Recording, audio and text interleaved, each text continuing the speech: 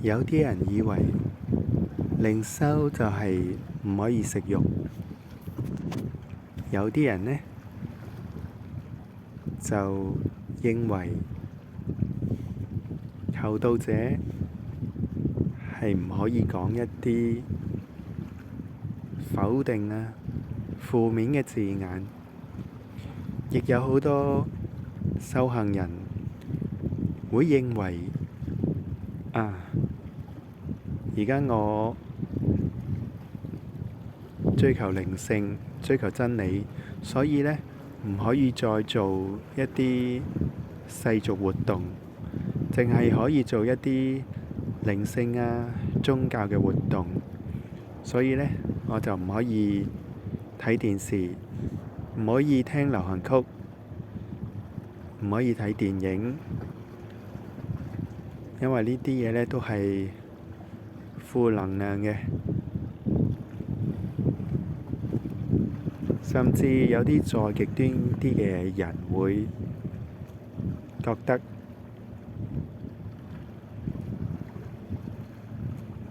追求靈性就唔可以拍拖，唔可以有親密關係。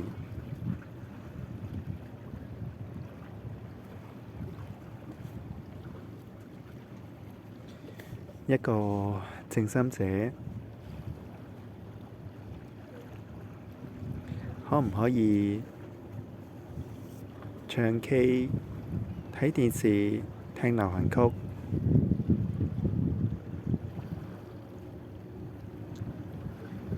睇漫畫、睇卡通片、睇小說、打機、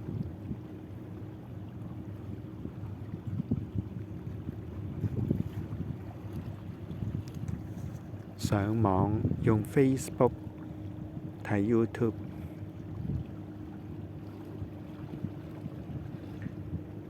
如果你覺得以上都係唔可以、唔應該嘅話，因為呢啲係世俗活動，係唔靈性嘅，咁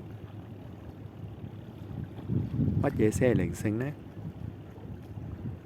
打坐、拜佛、祈禱、參加啲共修活動。除咗呢啲靈修活動之外，唔通其他活動都係唔靈性嘅，都係會破壞你嘅靈性，摧毀你嘅意識，令你道德淪亡，令你充滿負能量。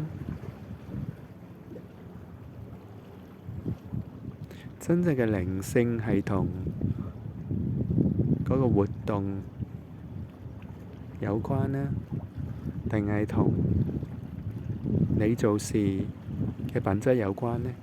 你點樣做事？你係有意識定冇意識地做事？你係咪帶住覺知咁樣去講嘢、存在、行動？係唔係你做事嗰個品質有冇靜心嘅品質，先至係靈性嘅關鍵呢？而唔係你做乜嘢呢？你有冇諗過呢個問題？